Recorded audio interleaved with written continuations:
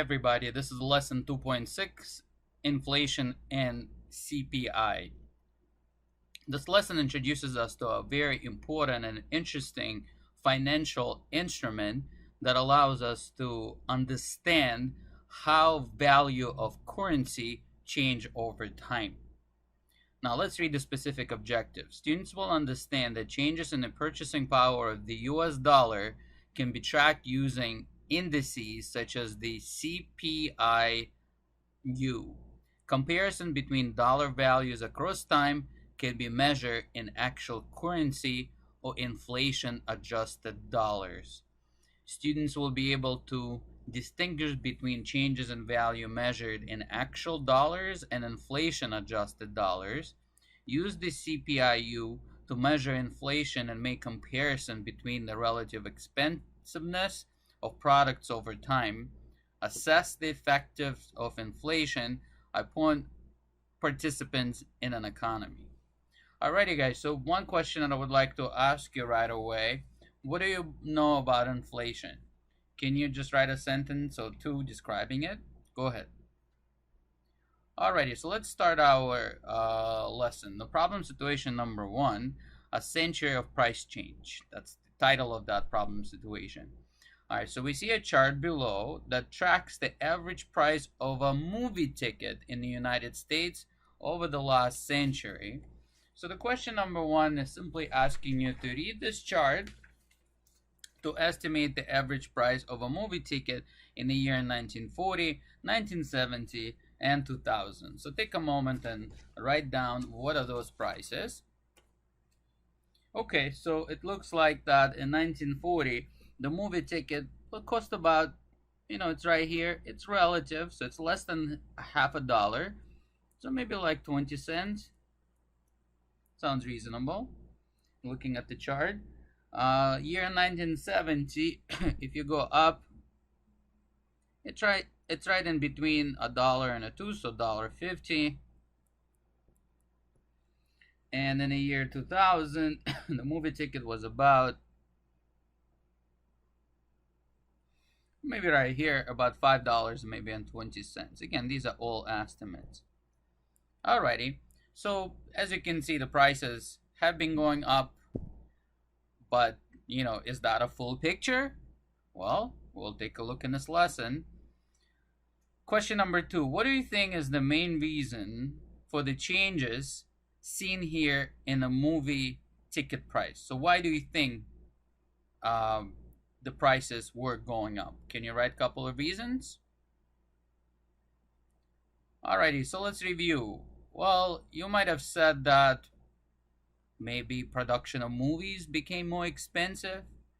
Maybe people were more interested in going to the movies, so there are more people watching the movies, going out.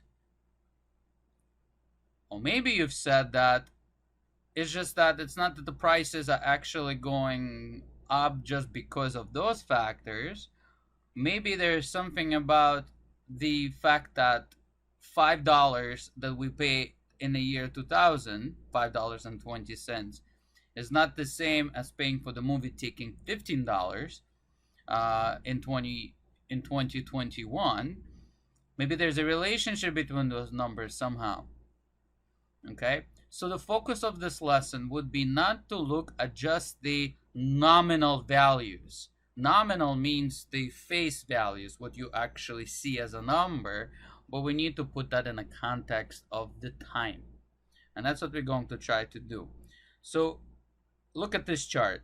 I think at some point on one of the lessons talk about measuring something in different dollars, and that's what we will be actually studying in this lesson. Remember when we were adjusting things to the minimum wage, there were those bar graphs. So this is similar. So this one, if we read the title, is the price of a movie ticket in the 2016 dollars. So it says use the chart to estimate the average price of a movie ticket in 2016 dollars in 1940, 1970, and 2000. So we'll try to understand what that means as we go through the lesson. But for now, looking at that chart, can you just say whether those prices are in those 3 years? I'll give you a moment to read the chart. Alrighty, now let's review. So the year 1940,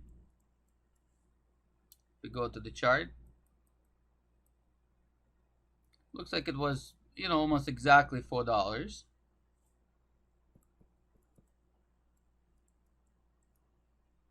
Looking at the year 1970, so we go up from 1970, so it looks like there's like a peak here. Was almost $10, a little less than that, so maybe like $9.80. In the year 2000, we go all the way up. Maybe here, so it's under 8, so maybe let's take off 20 cents. So $7.80. Alrighty, now it's unclear what that means in 2016 dollars for now. We'll explore that as we go. But you can see that this chart is talking about the price of movie ticket, but it doesn't look the same. Correct? Here you see the chart that's always climbing. Here you see the chart that's picking up, in 1 year, and then it's kind of fluctuates. And the numbers are much higher as well. Again, keep that in mind. We're not ready to answer this, like in terms of what does this all means. If it means something to you, describe it. And this is where the question 4 comes in. It's asking us, in which of the above 3 years was it most expensive to go out and see a movie? So, looking at these both charts, when would you say it was more expensive to go to the movie to go to the movie theater? In which year? When? I'll give you a moment to express your opinion. Alrighty, again, there's no right or wrong answer yet, because we're still trying to understand what that means. You might say, well, look, the movie ticket is just going up.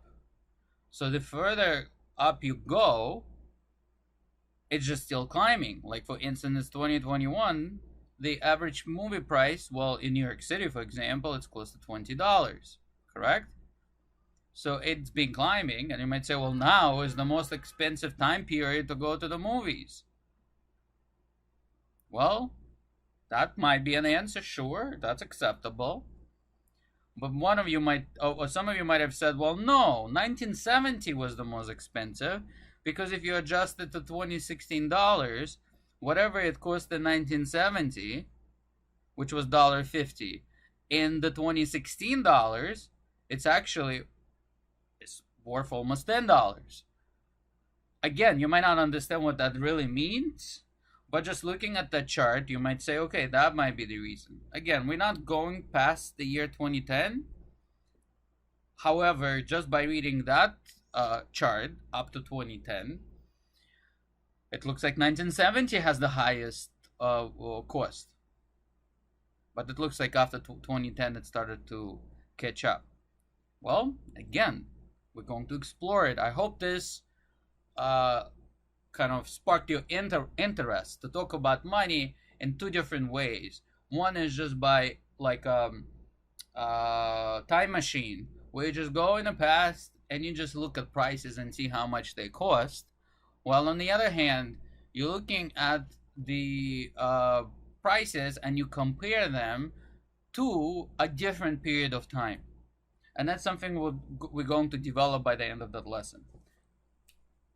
Okay, so again, answers for 4 will vary. We're going to continue going and reading other charts. So now this is the price of eggs.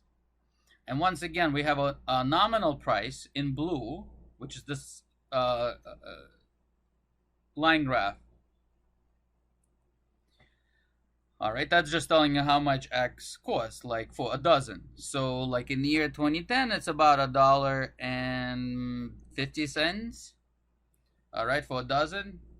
Now it would be maybe around $2 for a dozen, to 30, something like that, depending on which kind. We're just talking about regular eggs. And then you look at the other chart in this lime color, where it actually telling us that in the year like 1920, 1930, 1910, the early 20th century, if you adjust it to 2016 dollars, again, we don't understand exactly what that means, but once you do adjust it, it looks like the actual price of eggs were declining. So what would you say? Have eggs gotten more or less expensive over time? What would you say? I'm gonna give you a moment to express your opinion. All right. So again, there's no right or wrong answer. One of you might have wrote, or some of you might have said, well, the eggs were kind of increasing in price and they were getting more and more expensive. You know, not too fast, but they were becoming more expensive in the dollar terms. But maybe some of you said, well, when you adjust it to the 2016 dollars, then actually the prices of eggs were becoming cheaper. Well, just again, looking ahead, this graph right here tells us a better picture than the other because that put things in perspective. It basically compares the past to some other year. And in this lesson, 2016 so far is the year where things are compared to, but you might as well choose some other year like 2021. And by comparing them to that year, all right, it looks like the prices were declining, and you might say the reason for that because there were advancement in farming, new technology. It's much easier and less costly to farm chickens and get eggs, and therefore the prices were actually declining, which is the truth, right? The prices of eggs have gone down the same way as many other products that are produced, through farming. Alrighty, now we're gonna go ahead and do some calculation. Ready? So this second problem situation is talking about Big Mac and the CPIU. So the Big Mac, we know what it is. It's a popular hamburger sold by McDonald's, and it's been around forever. All right. It's considered to be the most famous burger in history, and because it has a long history, then we can talk about its cost and somehow maybe see because it's been around for so long, we can see the price change in Big Mac and compare perhaps to other stuff. So first of all, just a open up question before we're doing actual calculation. What do you think was? Do you think a Big Mac was more expensive in the year 1968 or in 2016? What do you think? What would you choose? Give you a moment. All right, so you are marked that both of your choices were correct. So actually, it's impossible to determine. That would be the correct response. You might say, what do you mean impossible? 357 is a higher number than 49 cents. Well, sure, but we're in different periods of time. It's impossible just to say, well, yeah, it's a larger number and therefore it's more expensive. No, that's not enough. And that's the idea that we're going to develop in this lesson. Having a larger nominal number does not mean that it's more expensive. Okay, it's not. And that's something that we're going to explore right now. We're going to put in and describe a very important index in finance, in economics. So there's a tool that can be used to compare the relative expensiveness of goods and services over time. This is called the CPIU, which stands for the Urban Consumer Price Index. So CPI is a consumer price index and U is for urban areas. The CPIU takes a weighted average of the prices for goods in a given year. Put more crudely, the CPIU boils down to a single number that gives you the cost of buying things. While the prices of individual products may change for special reasons, the CPIU is the average. You add all the prices and you divide it by how many, right? So that changes between these numbers. And so the changes between these numbers, called indices, across the time is primarily a result of inflation or deflation. In turn, the CPIU is one of the most frequently used statistics for identifying the periods of inflation and deflation. So those words, inflation and deflation, is what we're going to discuss quantitatively, right? Using numbers. So here's a chart. It goes by 5 years all the way to 2015, and it gives you an index.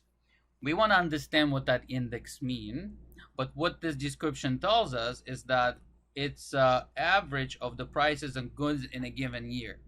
Sometimes you can think of a cost of a basket of goods.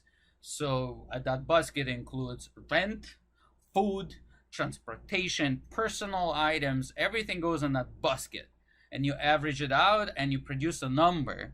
And the CPIU as an index. It doesn't have any units, but it gives us an idea how things cost in a given year. The bigger the number, listen to this, the bigger the number, the more money you need to buy the same thing. So here are the numbers. We're going to refer to them, and we're going to look at the first question in here to try to understand specifically what that means. Ready? So let's look at these very, very carefully to try to boil down what that index means. For now, the takeaway, the bigger the CPIU, the more expensive things are. But then the question is, how can it be used to measure inflation or deflation, or what does it even mean?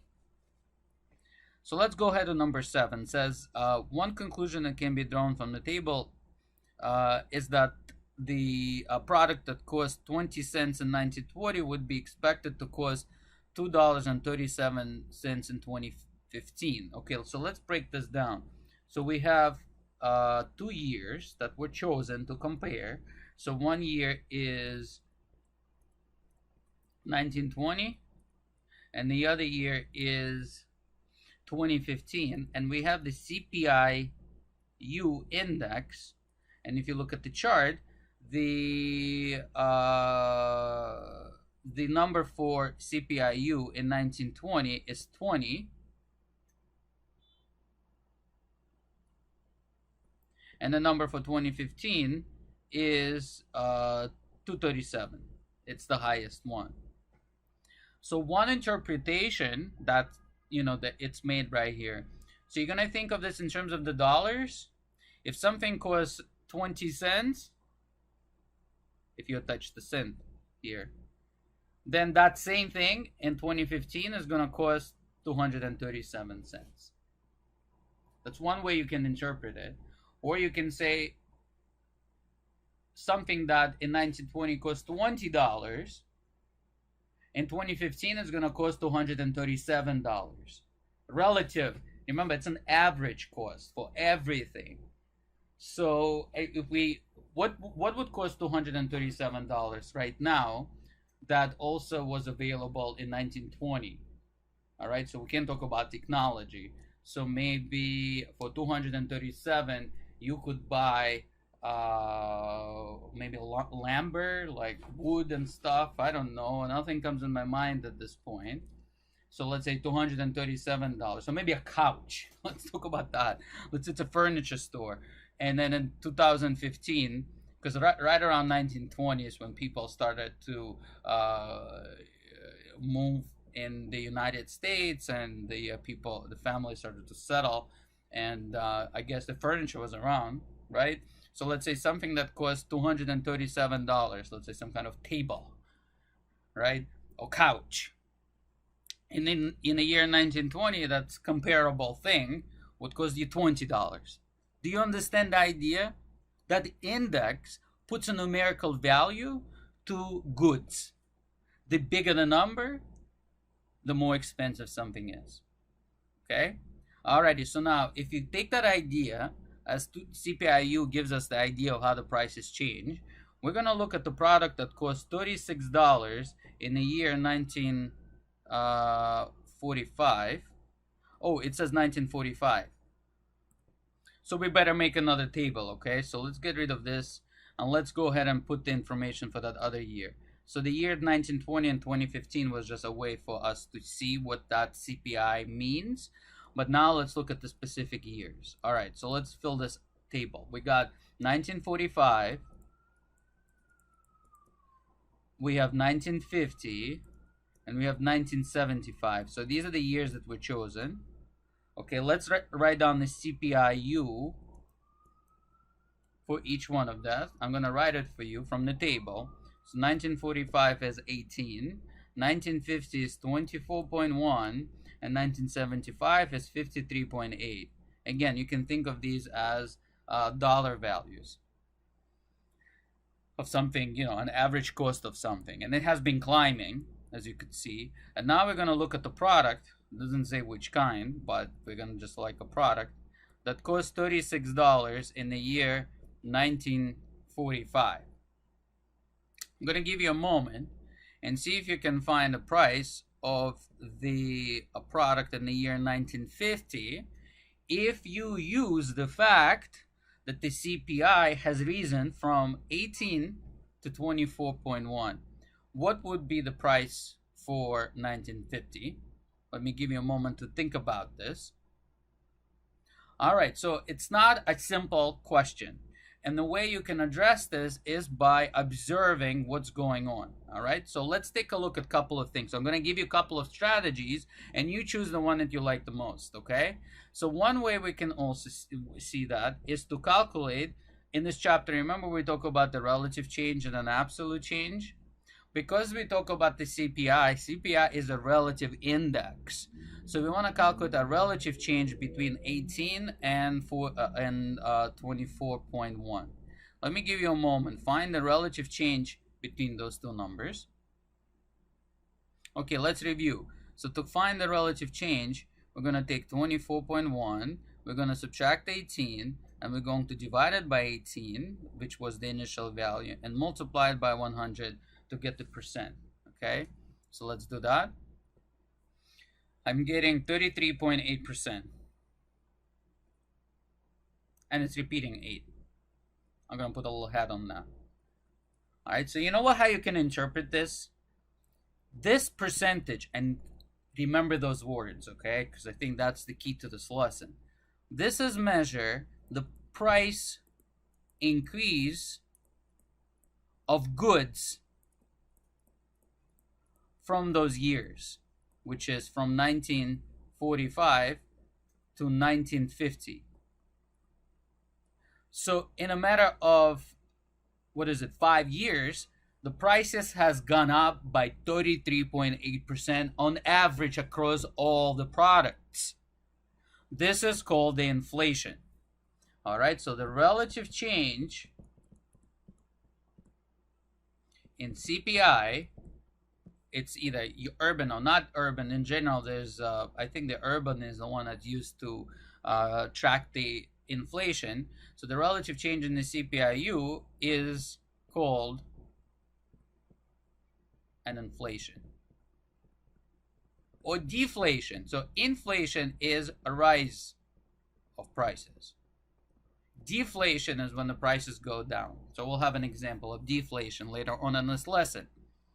Okay, so now if the product that cost $36 undergone the same increase, that means we want to take the $36 and we want to add 33.8%, repeating, of that $36. All right, now using a little shortcut that we have developed throughout this course, you can just attach 1 to 33.8% and just multiply it by it, and you're going to get the same answer. Or do it the long way, be my guest, okay? Whatever makes sense to you. But I like to use this because this is quicker.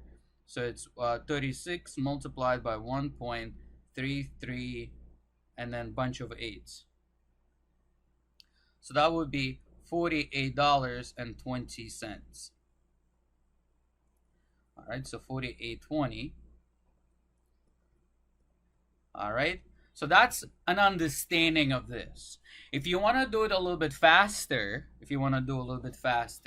you can go ahead and you can calculate the ratio of 18 to 24.1. All right, and if you do the ratio, if you divide 24.1 to 18, do it on your calculator, see what you get.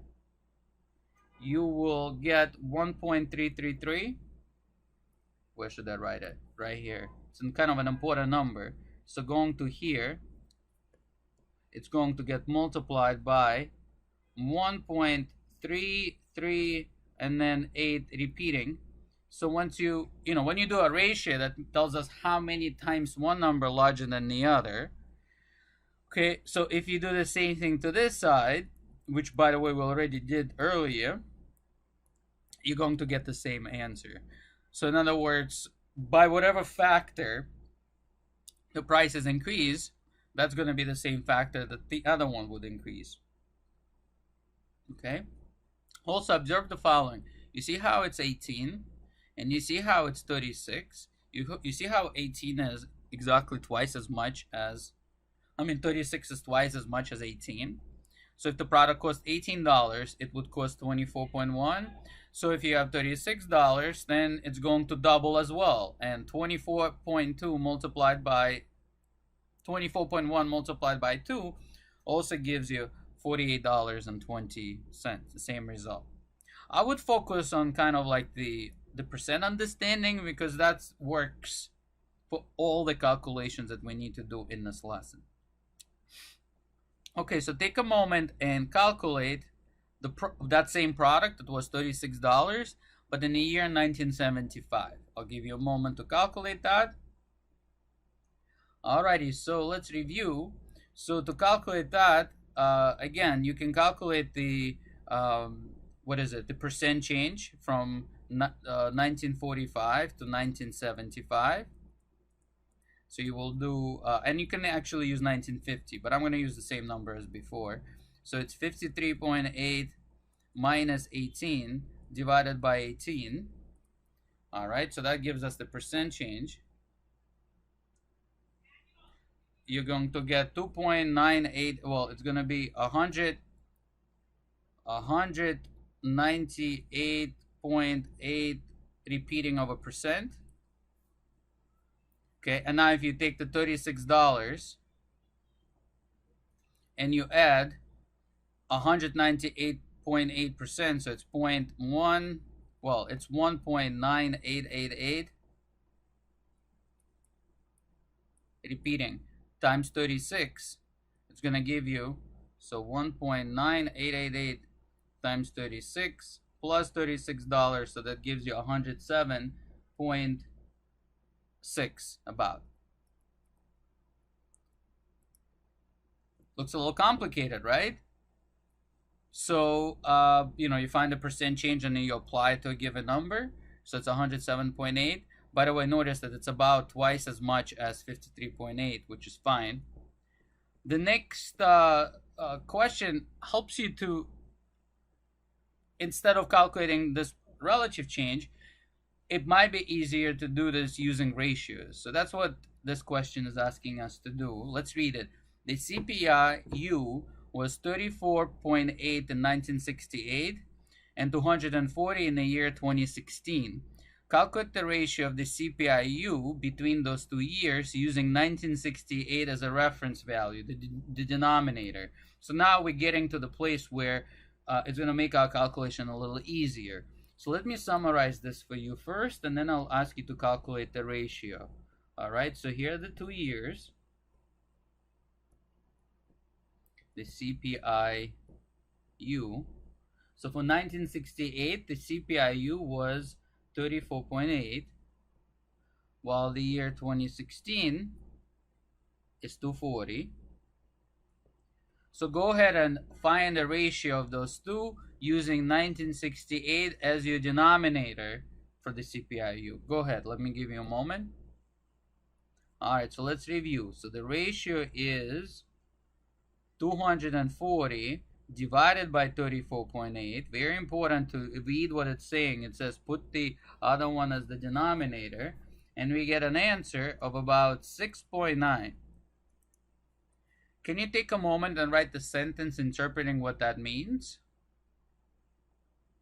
All right, so we have been emphasizing this for some time now in this lesson. What the CPI-U measures are the prices of goods in a given year. So when you do the ratio, remember the key word here is times.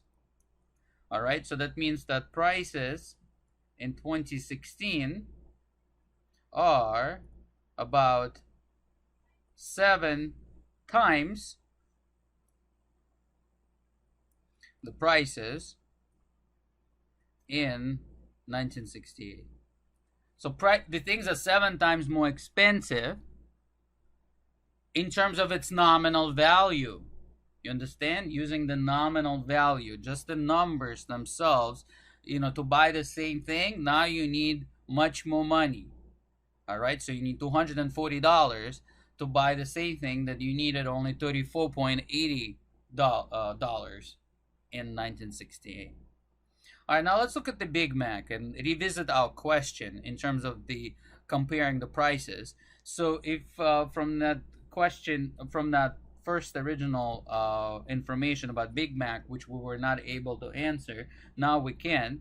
If we compare the 2016 price to year to the 1968 year price of that Big Mac, it was $3.51 divided by 49 cents, and we can measure to see how prices increase over that period of time. Notice we're doing a ratio, not the subtraction. Forget about subtraction. Subtraction tells us nothing. We want to know ratio, because ratio gives us how many times something increased by. All right, so the ratio here is about 7.3. So that means the Big Mac in 2016 is now 7.3 times as more expensive as the year 1968. Well, does that, you know, what would you say? How does that compare to the overall inflation? What do you think? Is the price of the Big Mac is really increased by a lot, by significantly a lot? What do you think? You can write a statement. Well, you might have said yes, it's 7 times more expensive, but then everything else became about 7 times more expensive. So Big Mac is basically tells us similar story as the CPIU. So we can still, like, in terms of its face value, the Big Mac hasn't changed its price much by comparing this to the CPIU. It's the same one. But one thing that we still can't tell is about, yeah, things are getting more expensive, right? Because of its nominal value, but they are comparative to what they were in the previous year. Now the question is, can people afford it? And that is, kind of the last piece of that lesson that we want to revisit. Well, before we talk about that, that would be our last problem situation. Here, question 10 is asking us, using the CPIU, identify a period in which deflation occur. Deflation is when the prices are going down instead of going up. So if you look at this table, what were the years when the prices actually decreased? Let me give you a moment. All right, so that year was just before World War II, or around the time that World War II was starting, and that is right here. So between 1935 and 1940, and let's look, you also have at the beginning right here, right, of that table. So that's the period of deflation, and the prices has gone down for whatever reasons. Now, when the prices do go down, it's not necessarily a good thing. Okay, so deflation is not it might look good for the consumer, but it also can show that there's some uncertainty in economy as well. All right, again, this course is not in economics. What we want to do here is to understand just how to measure value of goods. All right, so question number 11, it's asking us, based on the above table, during which decade do you think Americans were most worried about inflation? Okay, so when was the time when people were worried most about inflation? So looking at those numbers, see where you can find the most significant jump, maybe like doubling or something becomes really significant. Over what period in the United States history based on this consumer price index? I'll give you a moment. Well, if you notice here, the years between 1970 in 1980. You see how it was 20, 29, 31, 38, but then all of a sudden it's like 82. Even you can go all the way to 1985 and see 100. This, if you compare, is more than twice. So the prices in a period of 10 years, prices gone up twice. So imagine right now you have, let's say, I don't know, the subway ticket is $2.75, and 10 years from now it's going to be all of a sudden like 6 for just one swipe. That's what has happened in between 1970 and 1980. This is what was the time of financial uncertainty in the United States. So that was pretty difficult time in the U.S. history. Alrighty, so now let's go on to the problem situation number 3, and just understand how does the inflation keeps up with the prices of other goods and just the uh, your wages and stuff. So problem situation 3, the downside of inflation. Inflation causes the purchasing power of the dollar to decrease, meaning that with that $1, $10, you can buy less and less and less of goods as time goes by. However, if your wages are keeping up with the rate of inflation, like if you're earning more, while each dollar buy less, you are making enough money to buy the same amount of goods as before to compensate. The below graph shows that while the average U.S. hourly wage increased from $2.50 to $20.67 in 2014, the inflation-adjusted purchasing power of those wages have remained fairly constant. So now again, we have to kind of understand what we're talking about here. So the numbers that are there, this is the average wage per hour. All right, so it's how much everybody earn on average per hour, and it has been going up. But if you adjust that $2.50 in the 1964 based on the CPIU index, you see, now we can understand finally what does it mean to adjust to that year. It means you have to compare to the CPI. So that $2.50 in 1964 is like $19 and 18 cents in 2014, which is pretty comparable. You see, so even though the prices were going up, its purchasing power of buying goods has not fluctuate as much.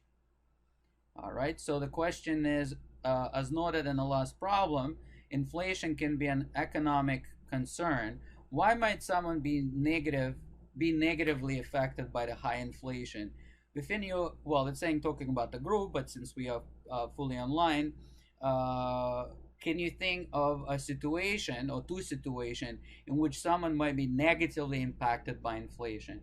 So if the prices are going up, right, that's what inflation means, how can somebody be negatively impacted? So can you write a sentence for each problem that can arise, and we'll review. All right, so let's go ahead and talk about this. So currency, the dollars, right, becomes less in value. Okay, so what happens if the money is not invested? So money just lose. Yeah, I mean, we wrote it. Currency becomes less in its value. So if you don't invest your money, if you have some savings, the money is basically going to just eventually become less and less and less worthy. And if you don't invest them, then you're losing them. All right, so you're losing the value of those dollars. The other thing that could happen is that the wages do not grow as fast as inflation. So for example, someone can be hired for a fixed salary, and the salary will stay the same for a period of time, while as time goes by, the inflation is moving. So if your salary is not going up, that means that if your salary remains the same, that means you will be not able to afford the same thing. It's going to become more and more expensive for you to buy stuff, because the products are going to increase in its price while you're getting the same money. Okay. Another bad thing that can happen to, let's say, a bank, if the bank lends you the money at the low interest rate, so they only, they lend you at 3%, but the money loses, let's say, 5% its value in its year. Then what happens is that the bank is losing its money by lending it to you. So low interest rates are also, it's good for the consumer, but bad for bank. Now let's do particular calculation to finish this lesson. I know this one was a little bit longer lesson than the others, but we're almost done. There are two questions remaining. So question 13. In 2016, the bank who's offering the highest savings account interest rate was Barclays. It was offering 1% annual interest. So whatever you invest in that bank, you will earn 1%. 1%. So you invest $100 in 2016. By the end of the year, you're going to have $101 in your bank. All right, so you earn a big 1%. I'm being sarcastic, of course. It's a very low rate. But in the same year, the inflation actually in the United States was 2.1%.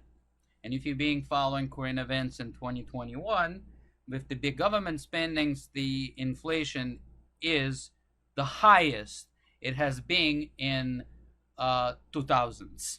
Like it has not been high like that, like now. So the only time it can be compared to, it's the 1970s. So inflation is crazy high. So, and here's an example. So let's say someone invested, we say John, I invested $10,000 into Barclays account in the 2016. So what would be actually the purchasing power of that investment? The purchasing power is basically what is its value now? Like what happened to $10,000? I mean, it's going to increase in its value, but you can buy less goods with this because of the inflation. So look, if she is going to earn 1% interest rate, but then the money is going to go down by 2.1%, then the net loss for her, it's not that she's going to lose those dollars. No. It's just the value of those dollars is going to be 1.1% less. She's still going to have more than $10,000 in the bank. It will be more. It will be 10,000 plus 1%. Yeah, she's going to have, what's 1% of 10,000? $100. So she's going to have that money. Guess you understand. She's going to have that money in her bank, but with that $10,000 100, she can buy less than what she could have bought with that $10,100 a year ago. So the actual purchasing value of that $10,000 actually declined. How much? Well, we're going to take 10,000 and we're going to minus 1.1% of 10,000, and I'm going to do this using the concept that we developed in lesson 1.3 earlier. So if something goes down by 1%, you can do it a long way, but a quicker way is to multiply this by 989. If you forgot, it's 100% minus 1.1%, which will be equal to 98.9% of the value. That's what we're calculating. And you can do it the long way. That's fine. Whatever way. But the result is 9,900. Yeah. So she's going to have this amount of dollars in 2017. But this is the same as this in 2016. You see? It's the same. An interesting concept. All right. So a takeaway from this is that when you save money, you want to invest it, otherwise it's going to lose its value. And you also want to be mindful if you sign up for, you get hired, is to talk about what are the benefits in terms of the salary increases. Is it going to stay the same or is it going to increase with time? And that's what the last question is about. Mario works for the city. his salary is called a fixed income because he's on a pay schedule, getting a 3% annual raise each year, and that's it. Suppose that 2017 Mario was making $50,000, and then suppose then inflation goes up to 5% in that year, just like this year, and it stays like that for 2 years. Calculate the purchasing power of his salary 2 years later in $27. So basically, his salary is going to go up 3%, but the inflation is going to make the increase 5% less. So it's going to go up 3% and down 5%. So the net effect is that Mario is actually losing 2% in his purchasing power, because of the fact that the inflation is pushing the value of the dollar lower. The actual salary that the Mario is receiving is going to go up, but the actual value of it to buy goods is going to go down. All right? So this is one of the quantitative reasoning why, printing money and just creating money with no actual value in it puts the economy at risk. Okay? And in this case, the net loss is 2%, so that means that his salary is going to change. So the first year is going to be 2% decrease. So that means it's 50,000 minus 2% of 50,000. Again, we're doing this so often that I'm hoping that you're understanding how to deal with these percent changes. Okay, I'm gonna do it long way, and I'm gonna do it the shortcut way. But if something goes down like this, that means he's gonna lose 10,000, right? Well, 1,000. So it's 50,000 minus 1,000, which is $49,000. That's the first year, correct? To do it the quicker way, and I'm hoping you are using this idea, is you take 50,000 and you multiply it by 98%. If it's a 2% change, and you're going to get the same answer, 49,000. And then the next year, he's going to lose another 2%. So another multiplication by 98, and that will give us 48,020. All right, so it's a complicated lesson. I wouldn't lie. I'm hoping you're going to go ahead and try the homework assignment and look, and hopefully you also took good notes so you understand how the calculation would go.